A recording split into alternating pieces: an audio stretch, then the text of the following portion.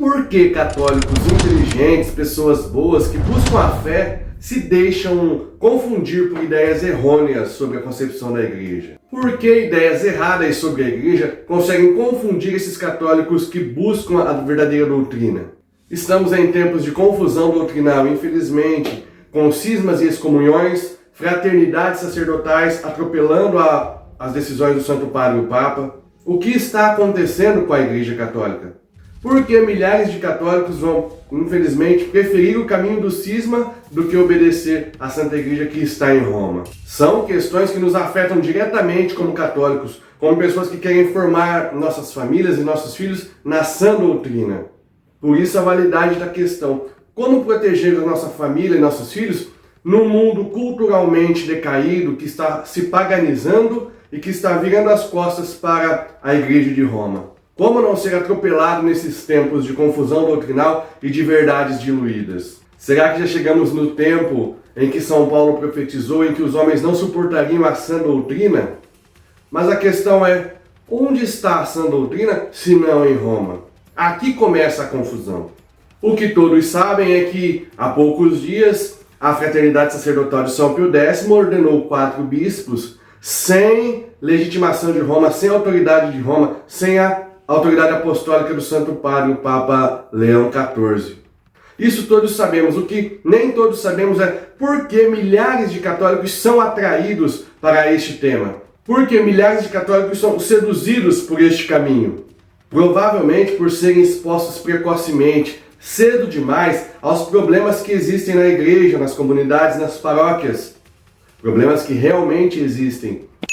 Sem antes terem as bases fundamentais da fé, como a primazia de São Pedro, como a autoridade apostólica que reside no Santo Padre, o Papa Leão XIV e em Roma, são expostos aos problemas, sem antes terem construído uma sólida formação católica. Essas pessoas, muitas vezes, diante de uma liturgia esvaziada de sacralidade, sem riqueza de paramentos, volta seu olhar para a pompa que é um rito tradicional, com riqueza litúrgica, riqueza de vestimentas e paramentos, riqueza válida. O problema é que ele vai olhar tão somente para a parte externa e esquecer-se que o que mantém a tradição, o que mantém a liturgia, o que mantém a fé católica é o elo de ligação, é estar ligado ao Santo Padre e o Papa. Não é só a riqueza de detalhes litúrgicos, que é importante, mas não é só ele. Existe uma causa interna que move o coração e a alma,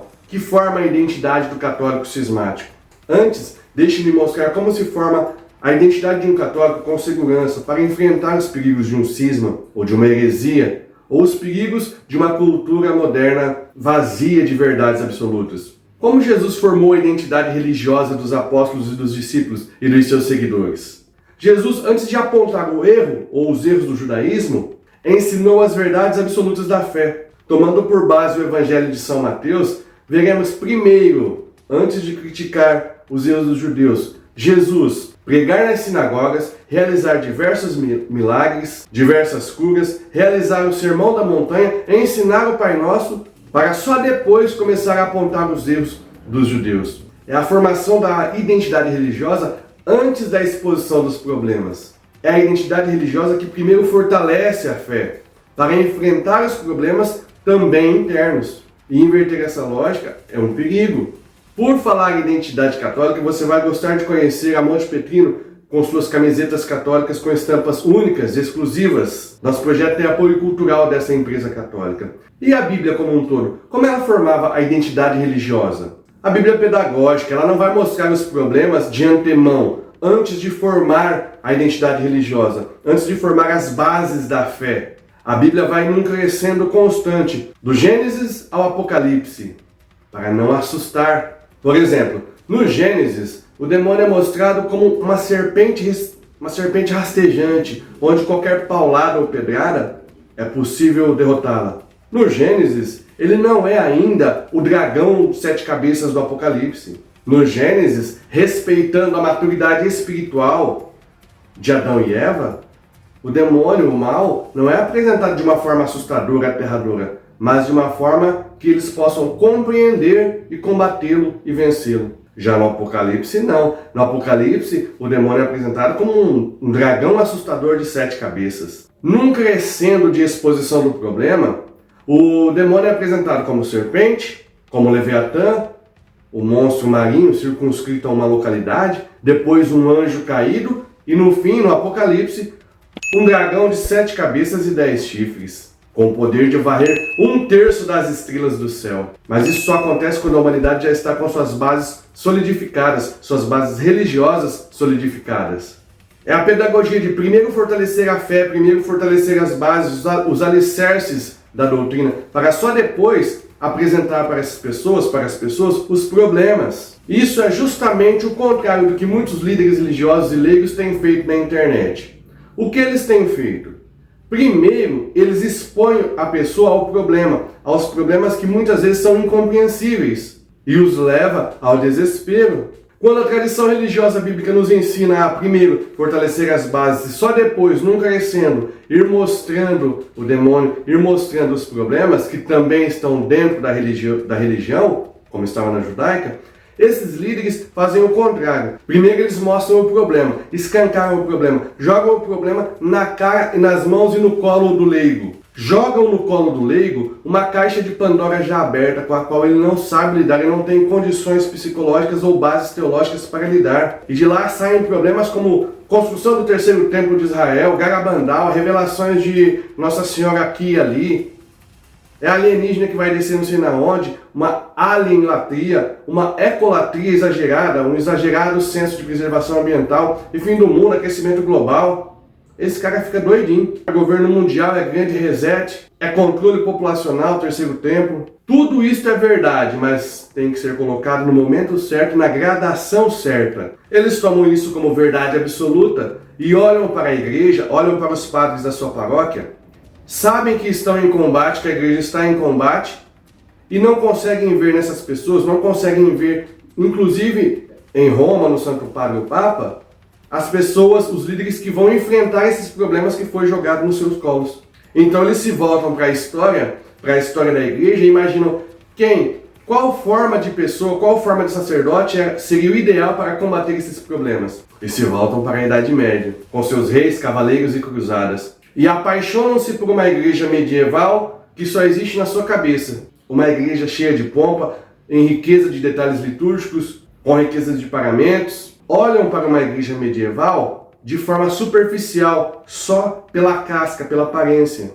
Para eles, uma igreja que vai enfrentar todos esses problemas atuais, todos esses inimigos atuais, deve ser uma igreja medieval. Mas a força da igreja não reside só na riqueza litúrgica. A riqueza litúrgica é extremamente importante.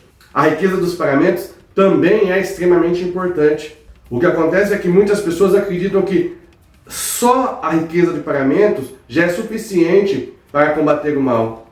E esquecem que a igreja medieval, com sua riqueza de ornamentos, antes de ser rica em ornamentos, o mais importante do que ser rica em ornamentos, era extremamente fiel ao Santo Padre e o Papa. Os ornamentos são bons, são extremamente necessários para enriquecer o imaginário religioso católico. Não tenho a menor dúvida disto. E eles estão em falta nas paróquias brasileiras. Para essas pessoas, a igreja já foi tomada e não tem mais solução. E eles colocam até data. Eles acham que a igreja foi tomada nos anos 60. E aqui mora o cisma. Eles não conseguem acreditar ou ver que a igreja está fazendo o seu combate, que a igreja está combatendo esses inimigos. Uma coisa é dizer que a igreja está infiltrada, e ela realmente está. Mas o colégio apostólico também estava infiltrado com Judas.